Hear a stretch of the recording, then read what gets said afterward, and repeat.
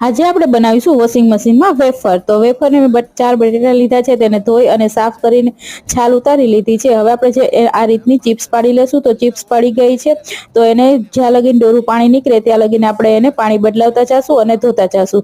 તો એકદમ સરસ ધોવાઈ ગઈ છે અને જારીવાળી પણ પાડી હતી, તો મેં એકદમ સરસ ક્લીન પાણી થઈ ગયું ત્યાં લગીને ધોઈ છે। હવે કોટનનું કપડું લઈ લેવાનું છે, તેની ઉપર આપણે વેફર નાખી અને આ રીતના ગાંઠ વાળી અને વોશિંગ મશીનમાં મૂકી દેવાની છે। જે સ્પિનનું બટન હોય તેને ઓન કરી અને આપણે બટેટાને મૂકી દેશું અને આપણી સ્પિનનું જે બટન હોય તેને એકદમ સરસ કોરી થઈ ગઈ છે। હવે આપણે તેલ ગરમ કરવા મૂકી દીધું હતું, તેમાં આપણે ફ્રાય કરીશું। હવે 1 ટીસ્પૂન નિમક લઈ લેશું, તેમાં 2 ટીસ્પૂન પાણી એડ કરી દેશું અને આપણે તેલ જેમાં વેફર નાખી હતી તેમાં ઉપરથી આ રીતના આપણે 1 ટીસ્પૂન જેટલું પાણી એડ કરી દેશું, જેથી આપણી વેફર એકદમ ખારી થઈ જશે। તો આપણી વેફર બની અને તૈયાર છે અને એકદમ ક્રિસ્પી બની છે, બહારની વેફર જેવી। તો આપણી